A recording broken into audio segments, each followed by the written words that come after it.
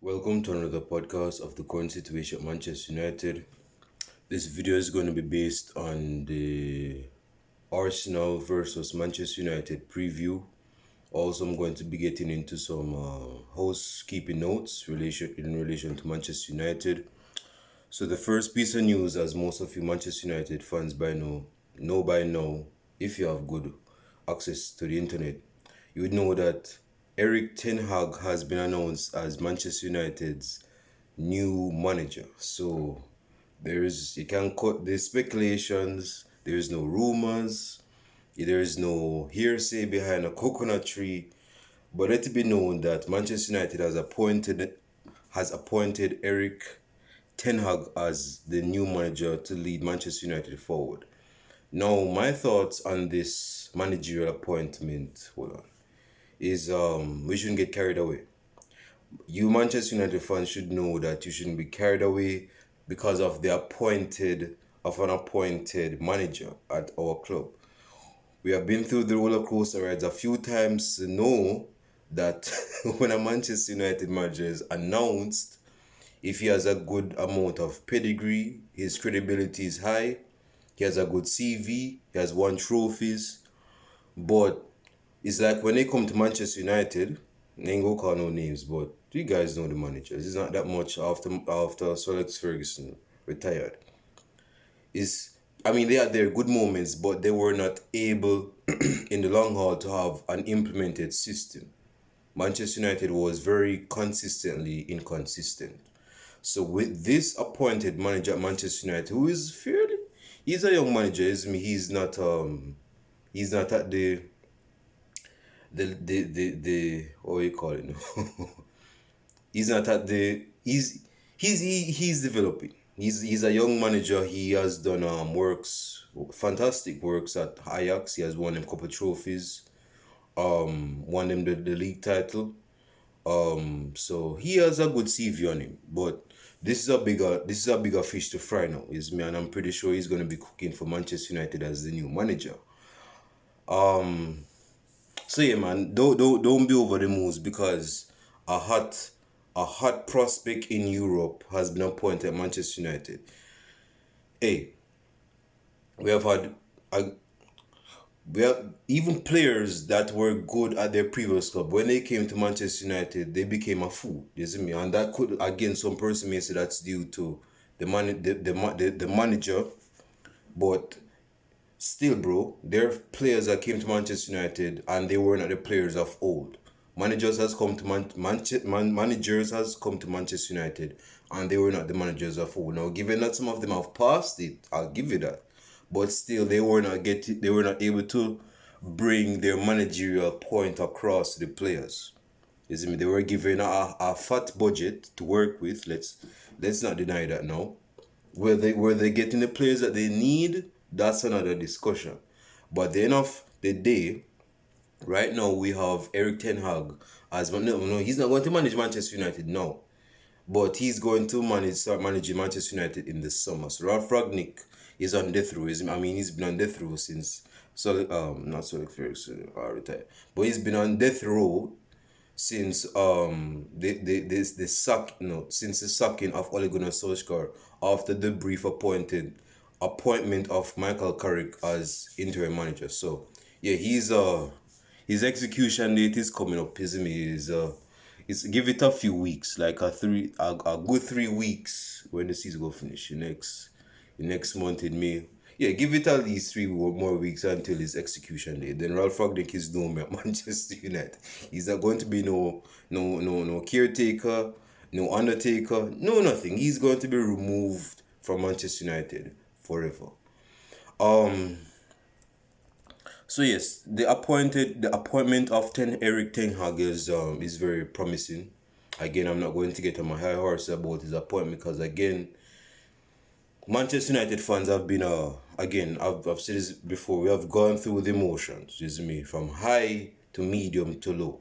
You see me, we have been bamboozled, we have been manipulated, we were bought on false pretenses, so we should not allow ourselves because of this appointed. No, I'm not saying that he's going to have his bad moment, because he's going to have his bad moment. But what I'm saying is that don't be over the moon over the appointment, because he's going to be watching Manchester. He's going to be watching this Arsenal match. He's going to be watching that Arsenal match and a few other matches along with managing Ajax games as well. So he's resigned from Ajax as yet. He's not, Ajax hasn't given him up fully. He's still alone. He's still somewhat an alone at Ajax. But so that is quite an appointment.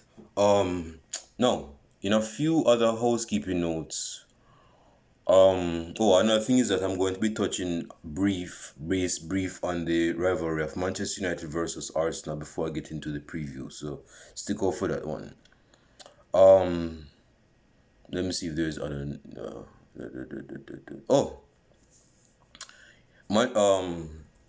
Based on hearsay and journalists that you have to take with a pinch of salt, it says that Cristiano Ronaldo is back in training. So it's more than likely that he's going to be participating and playing and starting, hopefully, against Arsenal. You see me? So my man is back in the fold because we are very reliant and dependent on his goals. So, I mean, without this, I saw a stat. And it said that if without Ronaldo's goals in the Premier League, Manchester United will be in 12th place. Some persons were in the seats were saying Ronaldo is a problem. Cristiano Ronaldo is a problem. I told you, if Manchester United re-sign Cristiano Ronaldo, Ronaldo would be the problem. He's stifling young players. He's stifling Martial. He's stifling Rashford. He's stifling Ronaldo. Call it what you want to call it. I'll allow you to call it what you want to call it. You can say that he's washed up. He's like Febreze. Whatever you want to call it. You can say he's not the player of all. I give you that. But in terms of mentality, he's the best player in our squad when it comes down to brittle steel mentality. His mentality is very strong. And that is what Manchester United needs at this moment in time. He's like the algae in the mud when it comes down to mentality. He's like, he has this bunch of brats that is encircled around him, and he's like that algae in the mud that has a positive mentality. You see me? Speaking of mentality, some players go get themselves. Some players know they're in trouble. Some players know they're getting heated. They're getting out of criticism. And it's like they're trying to swim into that criticism by giving themselves more trouble so that person's criticizing more. As you guys know, that Harry Maguire has been much of a... not only has he been out of form, but my man has been in the media saying certain stuff.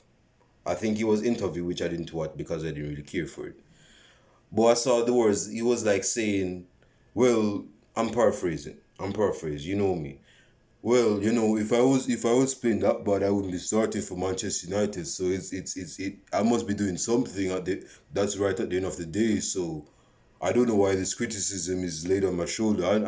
I'm playing well for Manchester. I'm Manchester United's captain. I'm one of the best. I'm one of the most expensive centre backs in football history.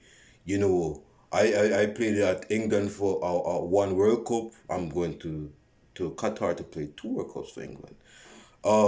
So yes, I'm starting for Manchester United. So I know I'm doing something to be starting for Dude, I saw this ratings. I think I think the games was about 22 or 23, and it's beer 6.4, 5.4, 9. Like his ratings was very poor. You see me? Like, I don't even know why. Again, I don't know why this guy is starting. He doesn't embody a person who's a captain. Man, my cap is just falling off. He's just not captain material. Hermago, he's not captain material. And I've seen, persons talking about persons taking it a bit too far. Persons have actually threatened Harry Maguire's family. Is me. I'm all for banter and memes and having a fun for a moment, but Do not be going after the man's family when his family has nothing to do with football. Nothing to do with football. Leave that at the feet of Harry Maguire and criticize him. And I've seen this in a video. Criticize him constructively, not destructively, where it's coming to the point where you're going to like take out his family member. His family members don't deserve that. You're doing it a bit too much, man, and you know that. His family don't deserve that, man. Putting his family, no, his sister, I think, tweeted or said something on Instagram saying that I don't know why my brother is getting all this heat for. I mean, he's playing well for Manchester United, so I don't know why he's getting criticized for his poor performance. He's not having no poor performances. My brother Harry, he's having he's having a good time at Manchester United, and he's one of the best players at Manchester United. Says who? Says who? Why are you making false claims? Yes, it's blood and brother, but why are you making false claims on your brother? Don't be lying to your brother. If you love your brother, you tell the truth. If you love your brother, you tell the truth. He's not playing well for Manchester.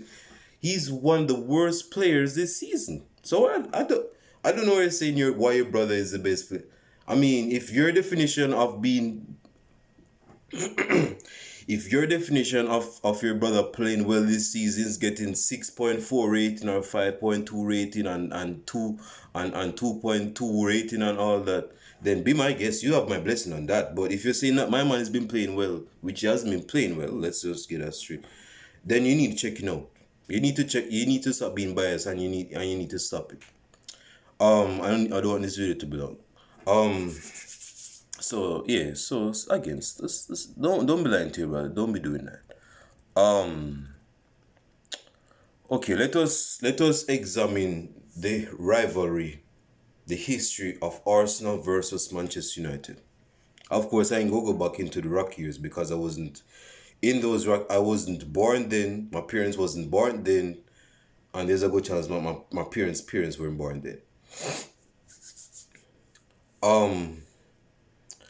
When did the rivalry of Arsenal and Manchester United intensify?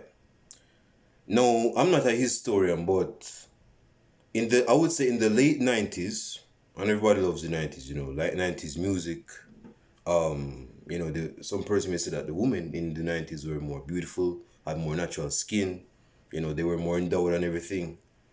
But when it comes down to football, though, the rivalry of Manchester United and Arsenal, starting with the appointed manager of Arsene Wenger in '98, that's where things started. I mean, there was always a rivalry of Arsenal versus, excuse me, Arsenal versus Manchester United.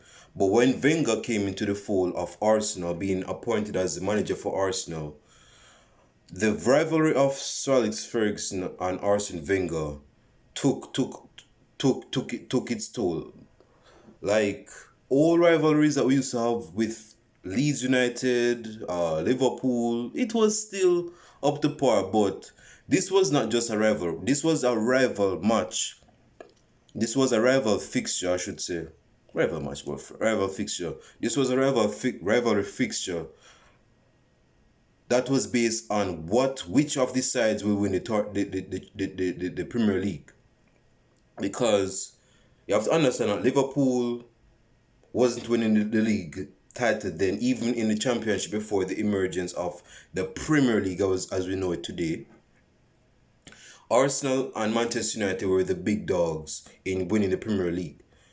You see me? So they were like the rivals, the big dogs in the Premier League, and that continued throughout the early 2000s with the rivalry of Sir Alex Ferguson and Wenger. Again, I wasn't watching the rivalry at the time. As I told you guys, our brother was sucking on titties, so he didn't have a clue or two about football at the time. He was just about and playing football, so he didn't know football. But I watched the videos, did research, and it was quite an intense rivalry. Like Arsenal fans and Manchester United fans looked forward towards this fixture in the season. You see me? Because this was when at the height of Thierry Henry, Dennis Bergkamp, Robert Pires, Ljungberg, Lauren, Saul Campbell, Patrick Vieira, Petit. I think Petit left when Petit left for Barcelona. Something like that. Overmars. No, I think Overmars left. Yeah, but those players for Arsenal versus the players of Roy Keane, David Beckham, Ruud van Nistelrooy, Ryan Giggs, of course, Sebastian Veron, um, who else? Who I'm missing out. Gary Neville. Gary Neville has to be in the fold, although Gary Neville. Yeah, so Gary Neville, Yap Stam, um, Peter Schmeichel. Again, this is a rival. This is an intense rivalry match, man. Everybody were saying, Arsenal fans were saying, oh, we have Thierry Henry. Manchester United fans were saying, oh, we have Ruud van Nistelrooy. Fans of Arsenal were saying, well, we have Robert Pires. Well, we have Ryan Giggs. Well, we have Patrick Vieira. Well, we have Roy Keane. And we have Skulls. I hear crickets. What's up with Arsenal? What's the other star midfielder? So that was basically the verbal tug on war with Arsenal fans and Manchester United fans.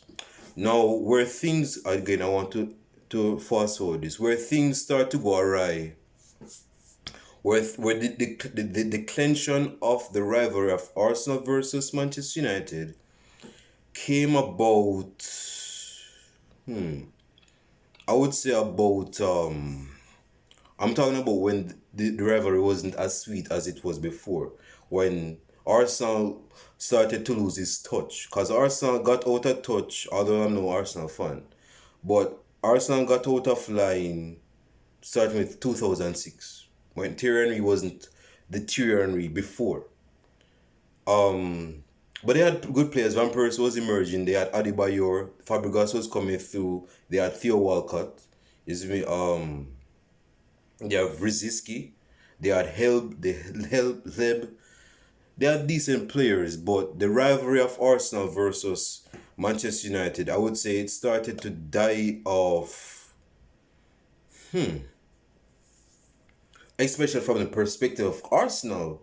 I mean, if you want to come from the perspective of Arsenal, man, these notifications. Oh, if you want to come from the perspective of Arsenal, I would say probably 2010 or 2009. Because again, Arsenal wasn't winning trophies, probably stopped winning trophies since 04, 05 or something like that. You see me? So, leading upwards, the rivalry wasn't as before. But skipping over those details, man, the rivalry, as we know today, of Arsenal versus Manchester United is nowhere near what it was like in the early 2000s and even in the late noughties. It's not the same. It's not the same.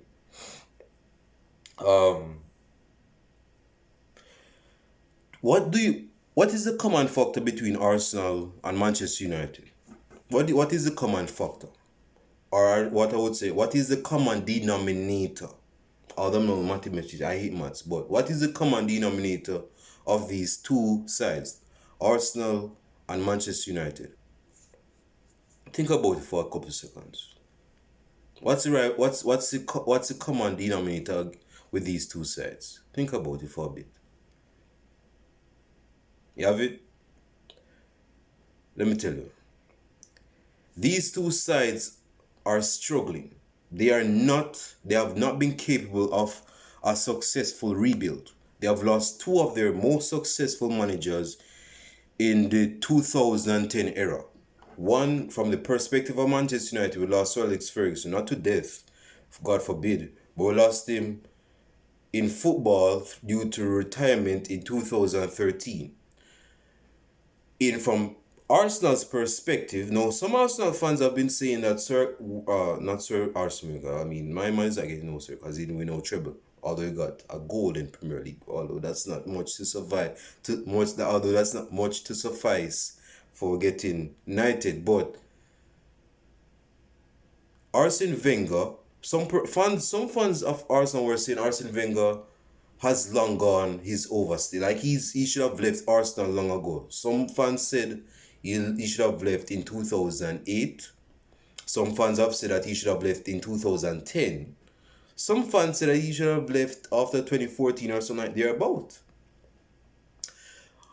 And some person may have been correct when saying that, because in Arsene Wenger's last season, that season for Arsenal was very poor. Very poor. It was very dire. They were losing games at home. Their home attendance was like 330,000 or something like that. I mean, they everybody knew that Arsene Wenger had to leave. They knew that. Rival fans from other clubs knew that Arsene Wenger had to leave. He couldn't take out Arsenal out of this predicament. He has done his best.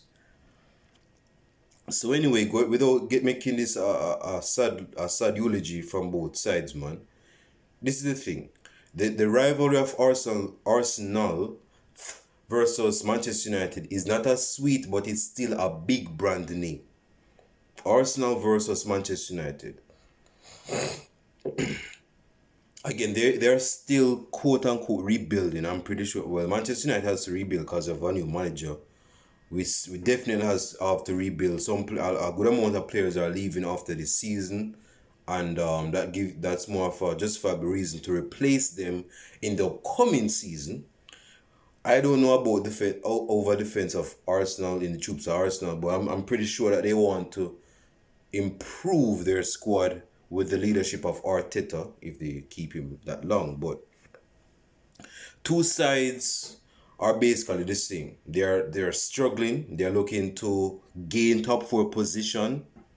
So they're like two reindeers with lock horns looking to fight into the top half of the table. If Manchester United lead, or this is where I'm going to, as I want to finish by the 30-minute mark. If Manchester United lose to Arsenal come on Saturday, I believe we're going to be playing on Saturday at the Emirates Stadium, we'll be on to Manchester United. We'll be on to Manchester. We're not getting no top four. We're not getting no European qualifications. We might, but the EuroLeague, that's not Manchester United like, man. So if Arsenal, let's speak. Let's. All right, this is where I'm going to be coming into the preview of Arsenal. So I'm done with the history of Arsenal and Manchester United. Let's go into the preview right now. Arsenal, as we know it, lost against Southampton by 1-0. See how football funny? Chelsea go beat Southampton. Yes, me. The Blues go beat the Saints at their home by 6 goals, by 6-love, right? 6-love, Zine. Arsenal lost to Southampton 1-0. Arsenal played against Chelsea a couple of days ago and won 4-2. That's how football. That's how funny football is. That's how, particularly in the Premier League. I guess it's a Premier League thing. Or even in the Bundesliga and in other leagues.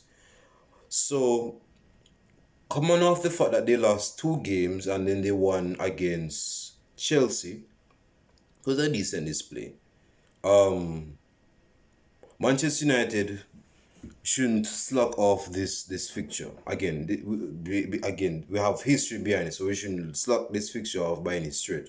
But given our current position from Arsenal and Manchester United side, looking to gain top 4 spot, we cannot slack off Arsenal.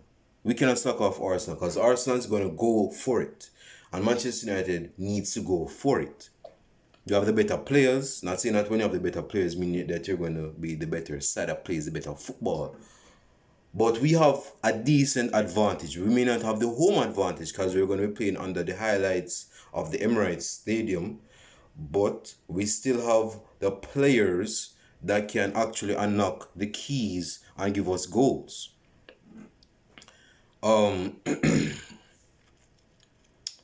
Arsenal has a few players in form. I'm not sure of Martinelli. I think Martinelli has been left out for a bit. They have this English striker named Eddie Nekite or something like that. He netted 2 goals against his former club that released him. I guess that served him justice because a former club that he used to play for just released and said, man, you're not good enough. I'm going to release you at the age of 16. What is his age? I mean, I don't know his age. Some years afterwards, the man go score 2 goals in your own backyard. Talk about have talk about the good service of justice. So anyway, Arsenal have Arsenal have good players. They have Odegaard, they have Smith Rowe, they have they have Saka. I can't remember his first name. They have Shaka. That which yeah, Shaka has his moments of doing some buffoonery, but he's still a good midfielder on his day. El Neni is doing decent. But let's just go back into the fold of Manchester United because it's a Manchester United channel. Eric Ten Hag will be watching that match. I don't know if he has a game against I don't know if Eric Ten Hag's Ajax has a game on Saturday, but he'll be watching the match of Arsenal versus Manchester United, whether it's the live match or the stream itself after the game is played. He's going to be seen. He may be at the stadium like what Ralph did before he was officially appointed. So he may come to the Emirates Stadium. My lips are so dry. But at the same time, Manchester United should not only we shouldn't be concerned with the appointment of Eric Ten Hag right now, or whether he's coming to the stadium to watch how we play right now. We need to get top 4 spot. This has nothing to do with Eric Ten Hag, apart from the fact that we should get Champions League football. So Eric Ten Hag is somewhat attached to that, but we still need to get top 4, even if Eric Ten Hag is not there. You see me? To finish this video in the next few minutes. Arsenal versus Manchester United. Okay, I'm going to give you my start line before I start doing this digression of rumbling. David De Gea starting. I do not want to see Wan-Bissaka in the starting lineup. I don't want to see no back 3, no back 5, no back 7. I want to see a back 4. A back 4 of Dalot at right back, Victor Lindelof. I wonder if Harry Maguire is back. Not Harry Maguire. I wonder, man, I don't know why I thought of Harry Maguire. I wonder if Varane is back with is back from injury. Give me a second. Let me check if there is any news relation to Harry Maguire. Not Harry Maguire, man. Harry Maguire, man. Some juju on me. I want to see if Varane is back from injury. Okay. Well, I'm going to wing it right now. Yes, so David De Gea in goal. Again, I don't want to see Wan-Bissaka right back, left back, centre back. Left him back at home. Leave him at home or just put him on the bench so that he can watch and he can be entertained. Nowhere near the starting 11. Dalot at right back. Victor Lindelof. Unfortunately, Harry Maguire because there is no proper choice. Phil Jones has history in this fixture because he's been at the club for over a decade. But no. So David De Gea, not Wan-Bissaka, Dalot, Victor Lindelof, Harry Maguire, Alex Telles. That's the back 4, including the goalkeeper.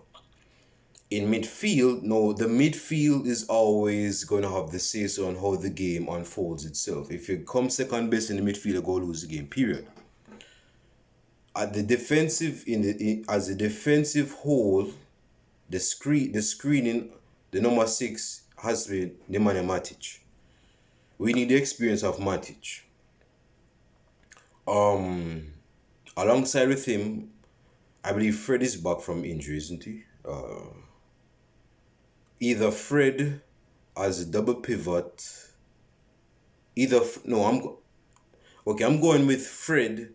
I'm going with Matic and Pogba as a double pivot. Matic and Pogba as a double pivot. Motherfucker, Pogba was booed in his last game after the game. So you fans be booing Pogba. Don't be surprised if my man do not put pen to paper and sign a contract for Manchester United. No, he's going to be putting pen to paper on a different contract after this season.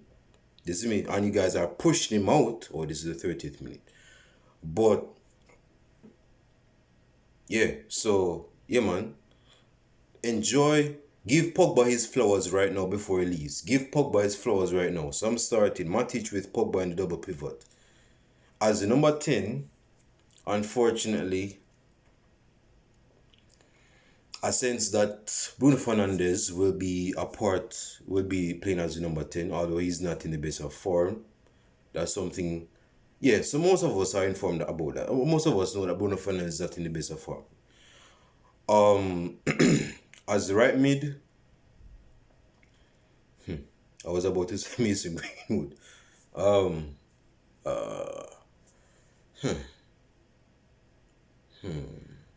Man, wow.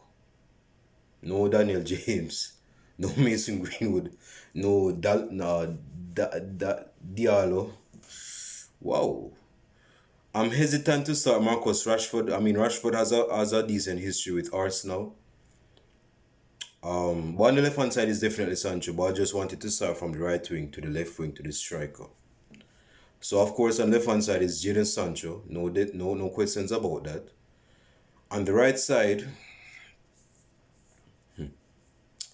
you know what? Criticize me all you want, but I'm going with Marcus Rashford on the right hand side.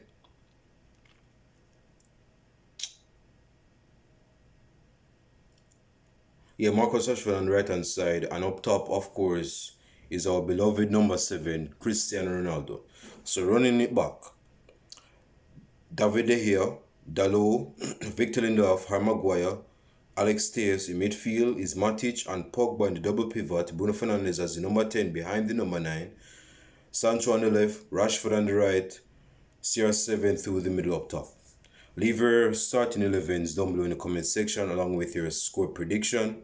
My score prediction is that this is going to be a 2-2 draw in the favor of Manchester United, if there is a such thing.